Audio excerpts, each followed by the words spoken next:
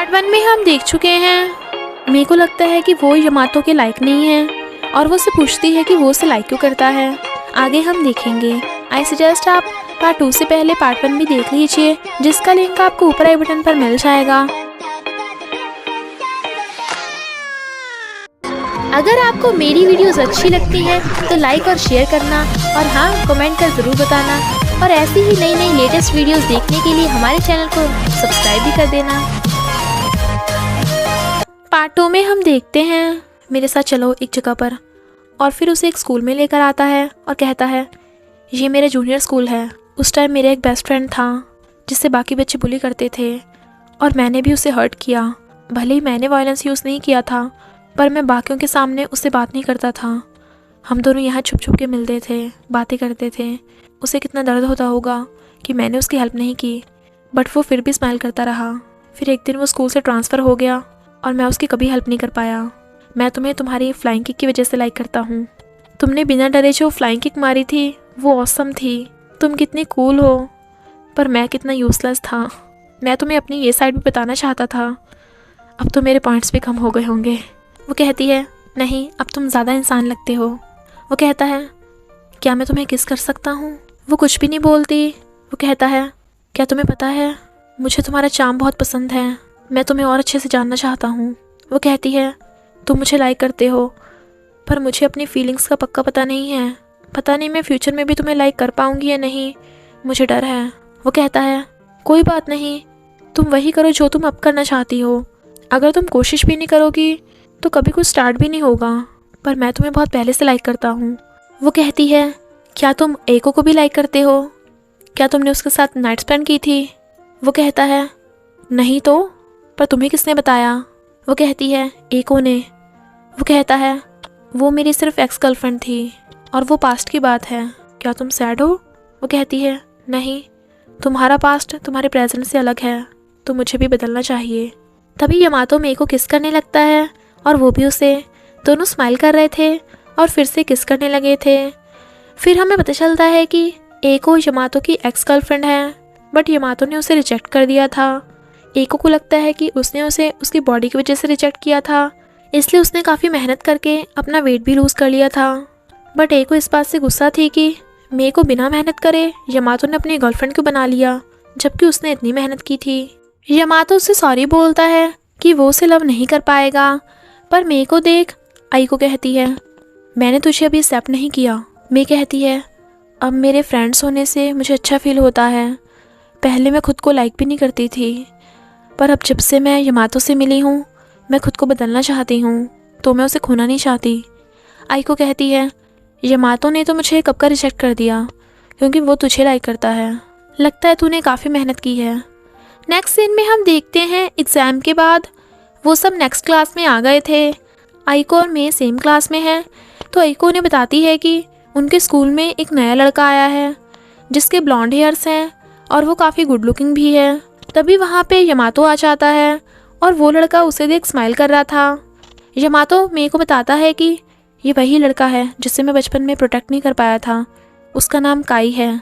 यमातो काई से पूछता है कि वो उससे एक क्लास पीछे क्यों है, तो काई बताता है मैंने 1 साल बॉडी की ट्रेनिंग करी थी, वर्कआउट, ताकि मैं स्ट्रांग बन पाऊँ। यमातो पूछता है क्या तूने मुझे माफ़ कर दिया? देन काई वाज लाइक क्या, किसके लिए? वो कहता है मुझे लगा तू मुझ पे गुस्सा होगा। काई कहता है मैं तुझ पे गुस्सा क्यों होऊंगा? देन यमातो वाज लाइक मतलब तेरे वापस आने पे मैं फालतू में डर रहा था। एक क्लासमेट से काई को पता चलता है कि यमातो को उस लड़की से लव हो गया जिससे सब बुली करते थे, और उसका नाम मे है। काई जब डिश लेने जाता है तो उसी शॉप पे उसे मे मिल जाती है। वो उसे बताने लगता है कि तुम भी बुलीड होती थी ना, तो तुम्हारा मन करता होगा कि स्ट्रांग बनकर उन बुली करने वालों से बदला लूँ। मैं समझ सकता हूँ, मैं भी बुलीड हुआ था, इसलिए अब उनसे बदला लेने आया हूँ। मैं कहती है पर मैं बदला नहीं लेना चाहती। बदला लेने का मतलब तो यही है ना कि हम भी उनके जैसे हुए। क्या तुम ये बात प्राउडली सबसे बोल सकते हो? तुमने ये सिर्फ मुझे बताई, यमातो को नहीं बताया, क्योंकि मैं भी बुली हुई थी। और चली जाती है। पर काई वर्कआउट करता हुआ मे की बातों के बारे में ही सोच रहा था। नेक्स्ट डे वो अपने जूनियर स्कूल में जाता है ताकि उन बुली करने वालों से बदला ले सके। बट वो लड़का तो उसे पहचानता भी नहीं और एक्सक्यूज़ मी बोलकर चला जाता है। और वो भी कुछ नहीं करता क्योंकि उस लड़के को देखकर उसका उसे पीटने का मन ही नहीं कर रहा था। मैं कहती है, अच्छी बात है, इस बहाने तुम्हें कॉन्फिडेंट तो आया। तो वो उसे देखने लगता है, पर यमातो उन दोनों को देख लेता है और वो थोड़ा अनकंफर्टेबल लग रहा था। जब वो सब करोका गाने आते हैं तब यमातो ने मे का हाथ पकड़ रखा था, पर वो बाहर आ जाती है और वहाँ पे काई भी बैठा था क्योंकि उसकी तरह उसे भी करोका पसंद नहीं। उन दोनों की कंडीशन और पसंद और नापसंद काफ़ी मिलती थी, तो वो दोनों बातें करने लगे थे।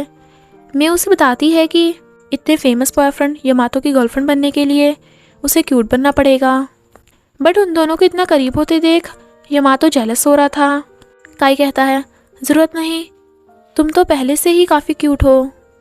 वो कहती है, थैंक यू, बट ये बात यमातो को मत बताना, मुझे काफ़ी एम्बेरसमेंट होगी। वो कहता है, अगर मेरी गर्लफ्रेंड की पर्सनैलिटी अच्छी हो तो मैं उसके लिए कुछ भी करने को रेडी हूँ। मेरे को उसकी ये बात समझ नहीं आती, पर वो उसे बाय बोलकर चला जाता है।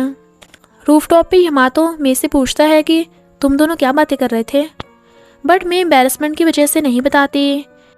पर जेलस यमातो मे को किस करने लगा था। वो काफ़ी ब्रूटली किस कर रहा था, तो वो उससे ऐसे रिएक्ट करने का रीज़न पूछती है।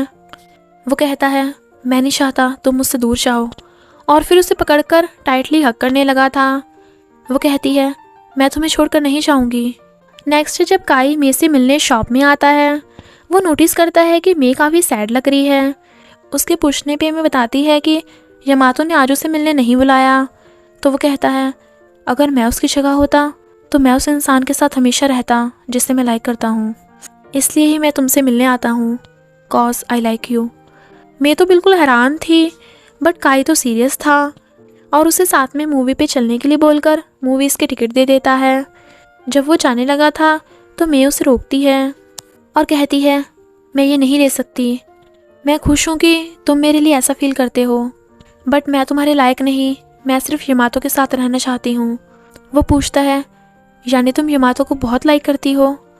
वो कहती है, अभी मैं ये नहीं बता सकती कि मैं उसे कितना लाइक करती हूँ, पर यमातो से मिलने के बाद मुझ में फीलिंग्स आनी स्टार्ट हो गई, मैं कॉन्फिडेंट हो गई और मुझ में हिम्मत आने लगी, और उसे मूवीज़ के टिकट वापस कर देती है।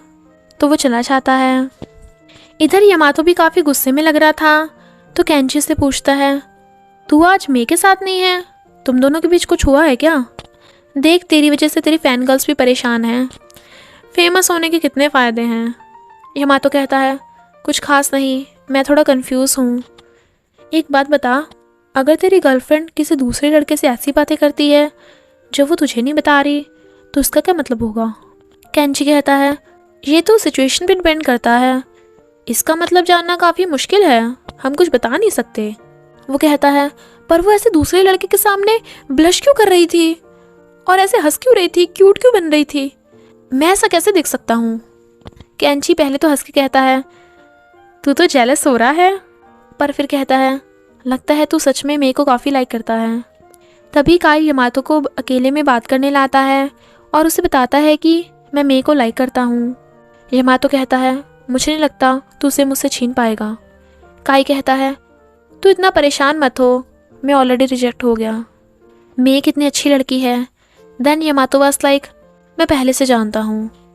काई उसके लात मार के कहता है, अगर तूने उसे हर्ट किया तो मैं तुझे माफ़ नहीं करूँगा। बट आई फील लाइक, मतलब कोई भी कभी भी हीरो को लात मार सकता है। पहले बेचारे ने मे की फ्लाइंग किक खाई और अब दोस्त की लात खाई।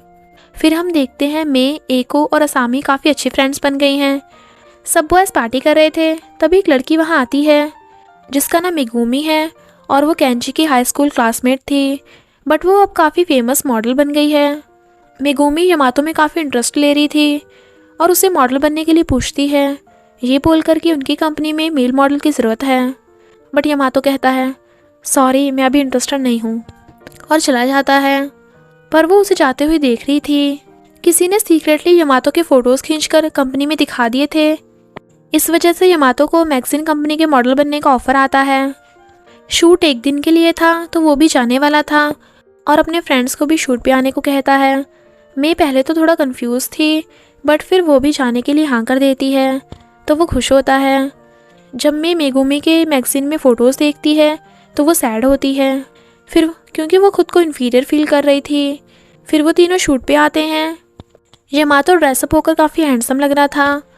फिर जब मेगुमी और यमातो का फ़ोटोशूट चल रहा था तो मैं स्माइल करती है, बट जब वो यमातो को मेगुमी के इतना क्लोज होते देखती है तो वो धीरे धीरे जेलस होने लगती है और कुछ ही मिनट्स में उसकी जेलसी सैडनेस में बदल जाती है।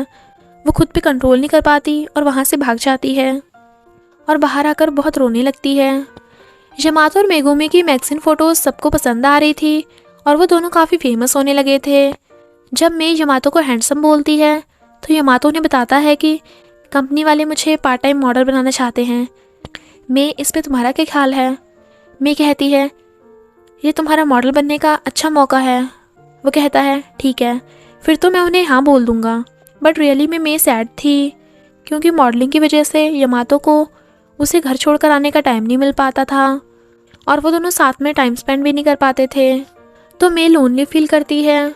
नेक्स्ट डे गर्ल्स बातें कर रही थी कि उन्होंने यमातो और मेगुमी को साथ में लंच करते देखा था और वो दोनों बहुत क्यूट लग रहे थे, जबकि मैं तो मेगुमी के सामने कुछ भी नहीं है।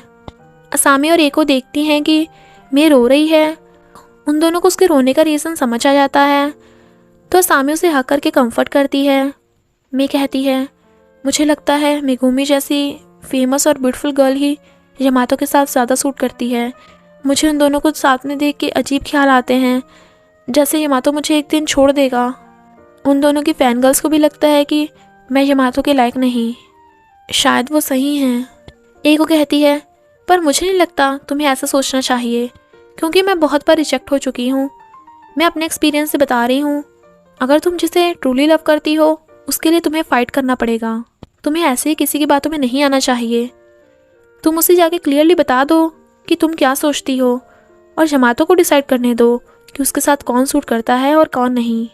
नेक्स्ट डे मैं काफ़ी हिम्मत करके यमातो के पास जा रही थी, बट तभी वो गर्ल्स को बातें करता सुन लेती है जो बोल रही थी कि यमातो और मेगुमी डेटिंग कर रहे हैं।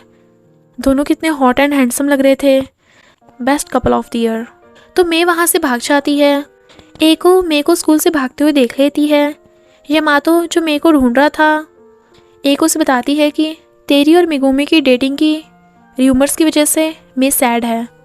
वो कहता है पर मैं और मेगुमी सिर्फ फ्रेंड्स हैं, हमें ऐसा वैसा कुछ भी नहीं है। वो कहती है तू जाकर मे को ये बता, मुझे नहीं। वो बेचारी भोली भाली, उसे कुछ भी नहीं पता। वैसे तो इतना काइंड है पर अपनी ही गर्लफ्रेंड की फीलिंग्स को ठेस पहुंचा रहा है। तुझे पता होना चाहिए कि अपनी गर्लफ्रेंड और फ्रेंड के साथ कैसे ट्रीट करते हैं। यमातो को अपनी गलती का एहसास होता है तो वो भागता है। इधर मैं जो सैड होकर जा रही थी उसे अचानक से एको की बातें याद आती है कि उसे अपने ट्रू लव के लिए फाइट बैक करना चाहिए। तो वो सोचती है मैं वीक क्यों बन रही हूँ? क्या मैं पहले जैसी बन रही हूँ जब मैं यमातो से नहीं मिली थी और अपने फ्रेंड से नहीं मिली थी? और फिर वापस भागकर स्कूल में आती है। वो यमातो को ढूंढ रही थी और यमातो उसे ढूंढ रहा था। दोनों एक दूसरे को देख एक दूसरे की तरफ आते हैं। मैं भागकर जा यमातो की टाई खींचकर उसे किस कर लेती है। यमातो तो शॉक में था क्योंकि पहली बार मैंने उसे किस करना स्टार्ट किया था। वो कहती है तुमने मुझसे पहले पूछा था ना कि मैं तुम्हें लाइक करती हूँ या नहीं।